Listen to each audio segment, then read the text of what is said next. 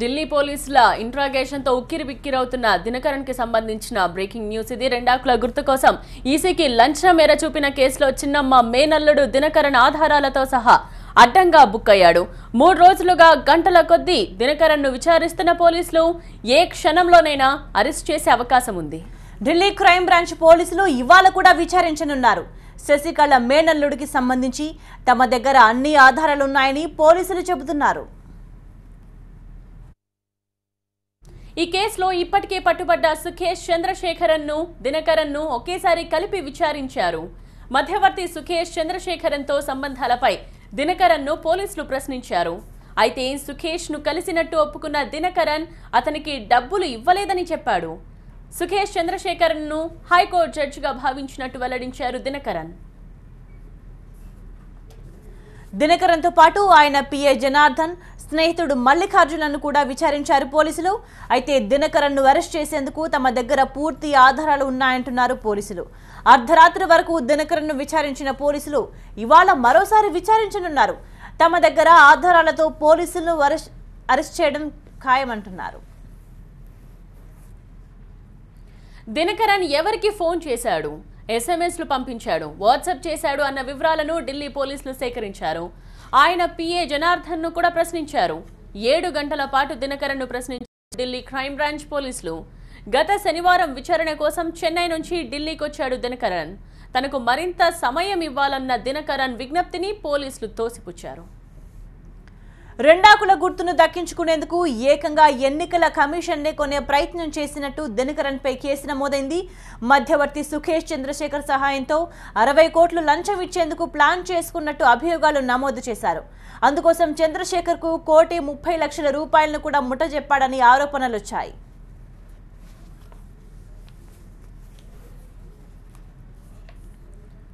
దినకరన్ ను ఏ నిమిషంలోనైనా అరెస్ట్ చూపే అవకాశం ఉన్నట్టుగా తెలుస్తోంది. దీనికి సంబంధించిన అప్డేట్స్ అందించడానికి చెన్నై నుండి మా ప్రతినిధి మురళి సిద్ధంగా ఉన్నారు. మురళి, టీటీవీ దినకరన్ని ఢిల్లీ పోలీసులు ఇవాళ కూడా విచారించనున్నారు. శనివారం నుంచి వరుసగా 3 రోజుల పాటు విచారించినటువంటి పోలీసులు ఇవాళ కూడా ఆయన్ను విచారించి పలు వివరాలు సేకరించనున్నారు. ఇప్పటిదాకా కూడా ఫోన్ నెంబర్ల ప్రకారం ఎవరెవరికైతే ఫోన్ చేశారో అలాగే ఎస్ఎంఎస్ల వివరాలంతా కూడా ఇప్పటి వరకు వారి వద్ద ఉన్నటువంటి వివరాల మేరకు ఆయన ప్రశ్నించారు. ఆయన అడిగినటువంటి ప్రతి ప్రశ్నకు కూడా నాకు తెలియదు అనేటువంటి సమాధానం ఇప్పటి వరకు కూడా చెప్తున్నారు. అయితే దినకరన్కు సుఖేష్ చంద్రశేఖర్కు ఇద్దరికి మధ్యవర్తిత్వం ఎవరు సంబంధాలు కుదిర్చారు, తమిళనాడుకు సంబంధించినటువంటి ఒక మాజీ ఐఏఎస్ అధికారి పాత్ర ఉంది. ఆయన ద్వారానే సుఖేష్ చంద్రశేఖర్ను పరిచయం చేశారు. తద్వారానే ఎన్నికల సంఘం అధికారులను అప్రోచ్ అయినట్టుగా తెలుస్తోంది. ఆ అధికారి ఎవరున్నటువంటి వివరాలు కావచ్చు, వారికి ఉన్నటువంటి సంబంధాలు ఏంటన్నటువంటి విషయంపై కూడా పోలీసులు దృష్టి పెట్టారు. ఇదే అంశంపై ఇవాళ కూడా విచారణ జరగబోతోంది. తమిళనాడులో మొత్తం టీటీవీ దినకరన్కు సంబంధించి ఉన్నటువంటి పాత కేసులన్నీ కూడా తిరిగి తోడుతున్నటువంటి పరిస్థితి ఉంటే కోర్టు కూడా పాత కేసులన్నిటికీ విచారణకు మరోసారి హాజరు కావాలని ఇప్పటికే ఆదేశాలు జారీ చేసి ఈ నెల 19నే విదేశీ మారకద్రవ్యం కేసులో కూడా దినకరన్ను పోలీసులు కోర్టుకు హాజరు కావాలని చెప్పినటువంటి నేపథ్యంలో మరొకసారి ఈ నెల 27న కూడా కోర్టుకు హాజరు కావాలని చెప్పింది. ఈ కేసులో కూడా అరెస్ట్ అయ్యేటువంటి అవకాశం ఉంది, జైలు శిక్ష పడేటువంటి అవకాశం ఉంది. ఒకవేళ ఇవాళ ఢిల్లీ పోలీసులు కనుక అతను విచారణ నిమిత్తం విచారించిన తర్వాత అరెస్ట్ చేసేటువంటి అవకాశం ఉన్నటువంటి సమాచారం కూడా అందుతున్నటువంటి నేపథ్యంలో అరెస్టు తర్వాత జైలు నుంచే నేరుగా కూడా కోర్టుకు హాజరవ్వాల్సిన పరిస్థితి కూడా ఉంది. సో మొత్తానికి ఇవాళ ఢిల్లీలో 3వ రోజు కూడా విచారించిన తర్వాత మరికొందరి పేర్లు కూడా బయటకు వచ్చేటువంటి అవకాశం కనబడుతుంది.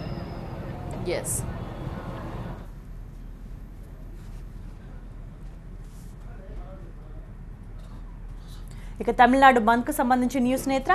కరువుతో అల్లాడిపోతున్న ప్రాంతాలను అన్ని రకాలుగా ఆదుకోవాలని, రైతులకు పూర్తి సాయం చేయాలని డిమాండ్ చేస్తూ నేడు విపక్ష పార్టీలు తమిళనాడు బంద్ కు పిలుపునిచ్చాయి. 40 రోజుల పాటు ఢిల్లీలో నిరసన దీక్షలు చేసిన రైతులు కూడా ఈ బంద్ లో పాల్గొంటున్నారు. బంద్ సందర్భంగా తమిళనాడు అంతటా భద్రతను కట్టుదిట్టం చేశారు. పలు ప్రాంతాల్లో ముందస్తు జాగ్రత్తలు పాటిస్తున్నారు. బంద్ నుంచి నిత్యావసర వస్తువులను మినహాయించినట్లు డీఎంకే తెలిపింది. రైతుల నేతలతో త్వరలో భవిష్యత్ కార్యాచరణ రూపొందిస్తామని డీఎంకే కార్యనిర్వాహక అధ్యక్షుడు స్టాలిన్ తెలిపారు. తమ సమస్యలను పరిష్కరించాలంటూ ఢిల్లీలోని జంతర్ మంతర్లో 40 రోజుల పాటు దీక్ష చేపట్టారు తమిళ రైతులు. పుర్రెలు, ఉరితాళ్లు, మహిళా వేషధారణతో పాటు మూత్రం తాగి వినూత్న విధానాల్లో నిరసనలను వ్యక్తం చేశారు. వారి దీక్షకు అన్ని పార్టీలు, ప్రజా సంఘాలతో పాటు సినీ నటులు కూడా మద్దతు ప్రకటించారు. అయితే సీఎం పళనిస్వామి ఇచ్చిన హామీతో ప్రస్తుతానికి దీక్షను వాయిదా వేశారు. హామీలను అమలు చేయకపోతే మే 25 నుంచి మళ్లీ దీక్ష చేపడతామని స్పష్టం చేశారు.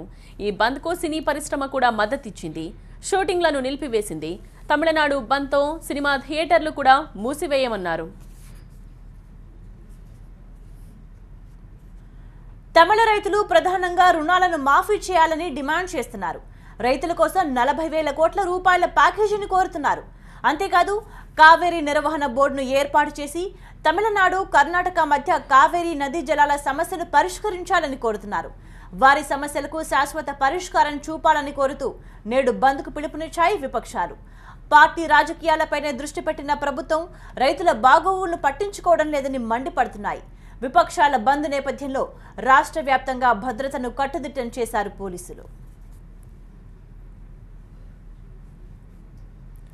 మరోవైపు తమిళనాడులో రెండాకుల రగడ కొనసాగుతూనే ఉంది. పన్నీర్, పళని వర్గాల విలీనంపై సస్పెన్స్ కొనసాగుతూనే ఉంది. వారం రోజులుగా ఇదే అంశంపై రాజకీయాలు చేస్తున్నా చర్చలు మాత్రం ముందుకు సాగటం లేదు. రెండు వర్గాల్లో విలీనంపై జోరుగా మంతనాలు కొనసాగుతున్నాయి తప్ప భేటీ మాత్రం వాయిదా పడుతూనే ఉంది. సీఎం పళనిస్వామి ఢిల్లీ పరిణామాల తరువాత పరిస్థితి పూర్తిగా మారిపోయింది. ఇవాళ తమిళనాడు బంద్ నేపథ్యంలో పన్నీర్, పళని వర్గాల మధ్య చర్చలకు break పడినట్టయింది.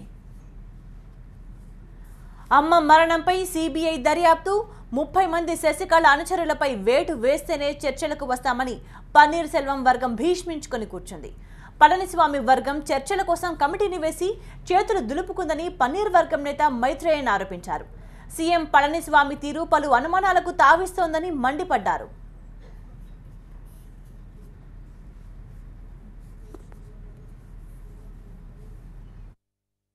More than 48 hours after the announcement of the committee, still there are lingering doubts, genuineness of the other faction. Individual party leaders and senior ministers have been airing different views and versions, questioning the very motive of the dialogue. So again they have brought in extraneous factors into this discussion gambit. So we thought it will be very good if we clarify the position once and for all. Our demand are twofold. Number one, the state government should recommend to the central government a CBI probe into the mysterious death of Purachi Thalaivi Amma. Number two, Mrs. Shashikala and her entire family should be expelled from the party. If these two conditions are met with, there are no further conditions. అయితే పన్నీర్ వర్గం ఆరోపణ పళనిస్వామి వర్గం ఖండించింది. అమ్మ మరణంతో పాటు శశికళ అనుచరులపై వేటుకు సంబంధించి చర్చల తరువాత నిర్ణయం తీసుకుందామని పన్నీర్ వర్గానికి ఎంపీ వైద్యలింగం విజ్ఞప్తి చేశారు. நம்மை வழிநடத்தும் பிரிந்து சென்றவர்கள் ஒன்றிணைந்து கட்சியையும் ஆட்சியையும் 100 ஆண்டு காலம் வழிநடத்த வேண்டும் என்ற எண்ணத்தில் நாங்கள் அவர்களோடு தொடர்பு கொண்டோம். நிபந்தனை விதித்திருக்கிறார்கள். உட்கார்ந்து பேசி எந்த பிரச்சனையும் தீர்வு காண முடியாது என்பது இல்லை, தீர்வு காணலாம். அவர்கள் எங்களோடு பேச்சுவார்த்தைக்கு வர வேண்டும் என்று உங்கள் மூலமாக அவர்களுக்கு நாங்கள் అழைపు విడుக்கிறோம். పన్నీర్ సెల్వాన్కి సీఎం పదవితో పాటు పార్టీ పదవి ఆఫర్ చేయనున్నట్లు వార్తలొచ్చాయి. డిప్యూటీ సీఎంతో పాటు పార్టీలోని కీలక పదవులు పళని వర్గానికి దక్కొచ్చని చెబుతున్నారు. అయితే పదవులపై పంపకాలు తేలిన తర్వాతే ఇరు వర్గాల విలీనంపై ప్రకటన వెలువడే అవకాశం ఉంది. మరోవైపు అన్నా డీఎంకేలోని రాజకీయాలను ప్రతిపక్ష డీఎంకే నిశితంగా గమనిస్తూ వస్తోంది.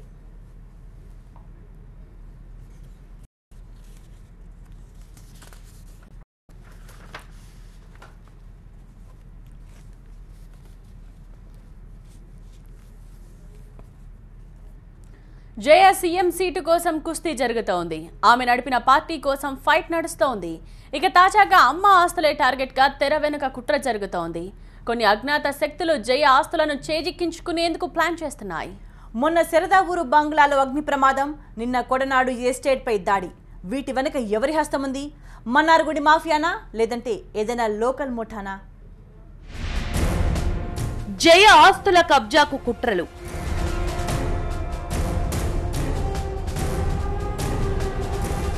వరుస దాడులతో తమిళనాట కలకలం.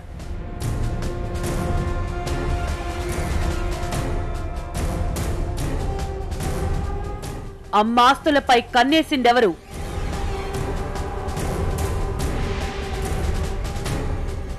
జయలలిత మరణించిన ఆమె చుట్టూనే తమిళ రాజకీయాలు నడుస్తున్నాయి.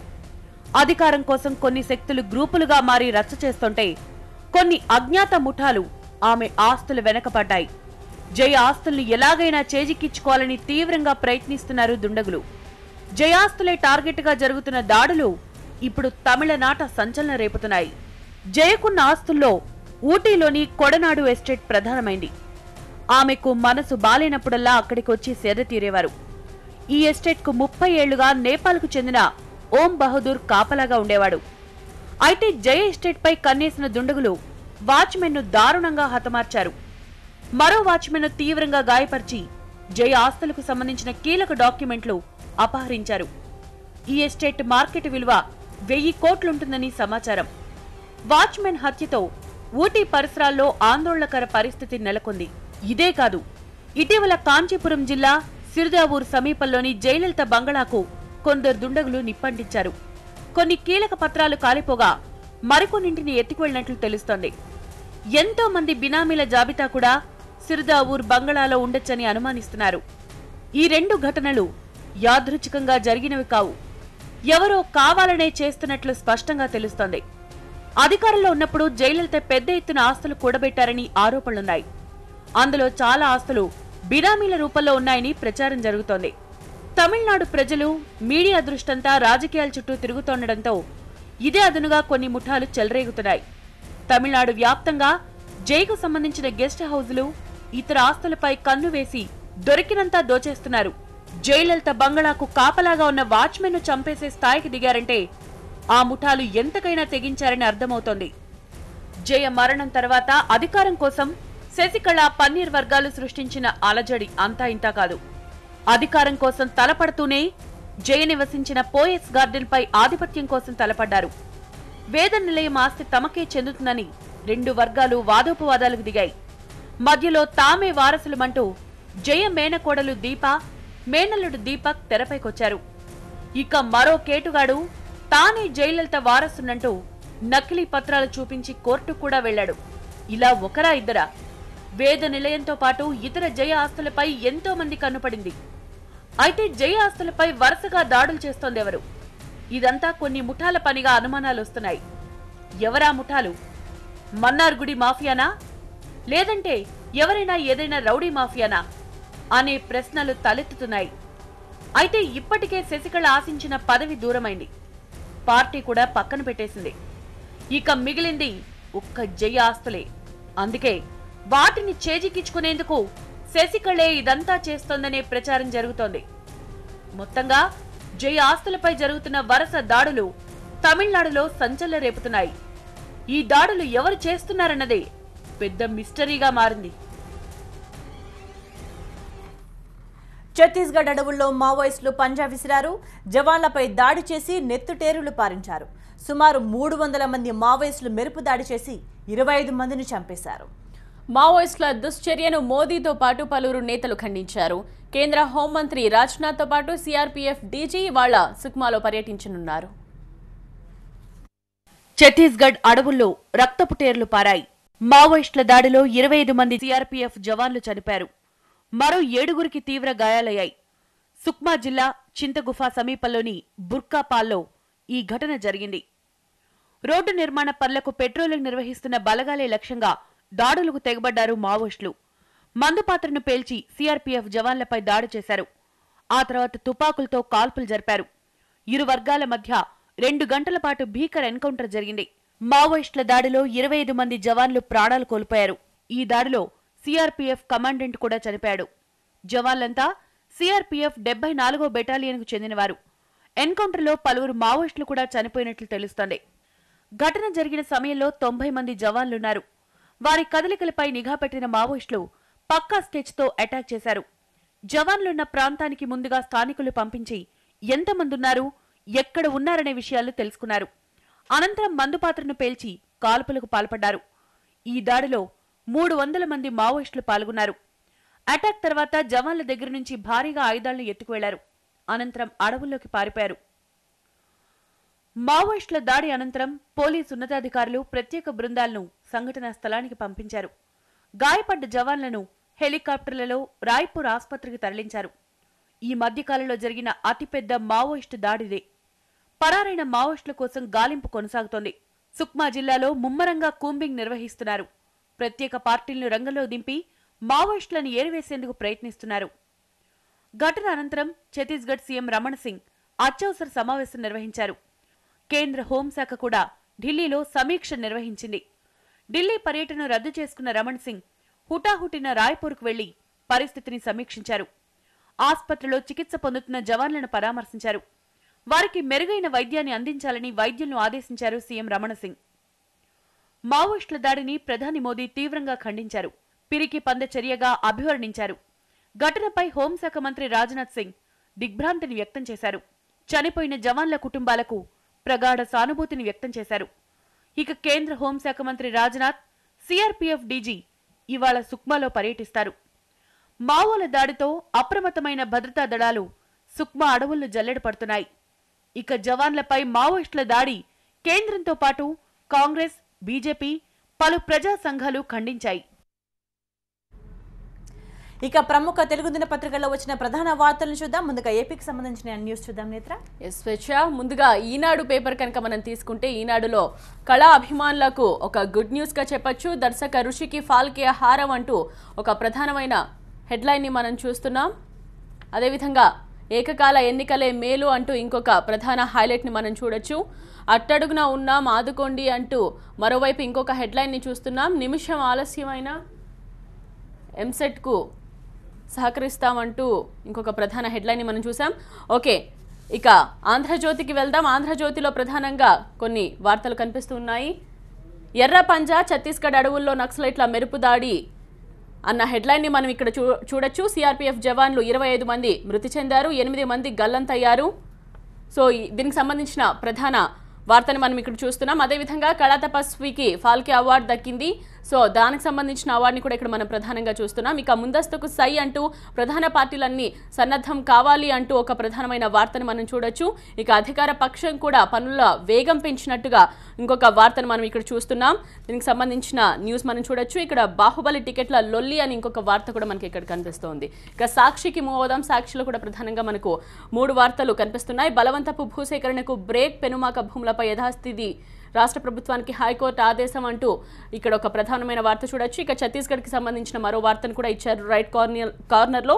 ఇక కళా తపస్వికి దాదాసాహెబ్ ఫాల్కే అవార్డు దక్కిన శుభవార్తను కూడా హైలైట్ గా ఇచ్చారు. ఇవి ఏపీకి సంబంధించిన వార్తలు. ఇక తెలంగాణ వార్తలు చూద్దాం. తెలంగాణకు వస్తే నమస్తే తెలంగాణ పత్రిక చూద్దాం. ముందుగా ఒక దేశం ఒకే ఎన్నిక అంటూ జమిలి ఎన్నికలకు సీఎం కేసీఆర్ సుముఖత వ్యక్తం చేసిన వార్తను నమస్తే తెలంగాణ ప్రధానంగా ప్రచురించింది. ఆ తర్వాత మావోయిస్టుల ఘాతుకం, ఛత్తీస్గఢ్లో మెరుపు దాడి, 25 మంది జవాన్లు మృతి అంటూ ఎన్కౌంటర్కు సంబంధించిన మరో వార్తను ప్రచురించింది నమస్తే తెలంగాణ. ఆ తర్వాత కళా తపస్వికి ఫాల్కే అవార్డు అంటూ కె విశ్వనాథ్కు దాదాసాహెబ్ ఫాల్కే అవార్డు వచ్చిన వార్తను కూడా నమస్తే తెలంగాణ ప్రచురించింది. ఆ తర్వాత రేపటి నుంచి ఓయూ సంబరాలు, రాష్ట్రపతి రాక సందర్భంగా ట్రాఫిక్ ఆంక్షలు అంటూ బుధవారం నుంచి 3 రోజుల పాటు ఓయూ శతాబ్ది ఉత్సవాలు జరగనున్న నేపథ్యంలో ఆ వార్తను కూడా నమస్తే తెలంగాణ ప్రచురించింది. ఆ తర్వాత మనం నవ తెలంగాణ పత్రికకు వద్దాం. నవ తెలంగాణ పత్రిక మెరుపు దాడి, మావోయిస్టుల చేతిలో 25 మంది సిఆర్పీఎఫ్ జవాన్లు హతమంటూ సుక్మాలో జరిగిన ఎన్కౌంటర్కు సంబంధించిన వార్తను బాణరేటంగా ఇచ్చింది. ఆ తర్వాత కష్టజీవులపై పన్ను వద్దు, వ్యవసాయానుబంధ వృత్తులకు సహకరించాలి అంటూ ప్రధానిని కోరిన సీఎం కేసీఆర్, సానుకూలంగా స్పందించిన మోదీ అంటూ మరో వార్తను కూడా నవ తెలంగాణ ప్రచురించింది. ఆ తర్వాత ఎమర్జెన్సీ తరహాలో పాలన అంటూ ధర్నా చౌక్లో దీక్షలకు సంబంధించిన మరో వార్తను కూడా నవ తెలంగాణ పత్రిక ప్రచురించింది. ఆ తర్వాత వడదెబ్బతో 4 మృతి అంటూ పెరుగుతున్న ఉష్ణోగ్రతలకు సంబంధించి మరో వార్తను కూడా నవ తెలంగాణ పత్రిక ప్రచురించింది. ఇవి ప్రధాన దినపత్రికల్లో వచ్చిన హైలైట్.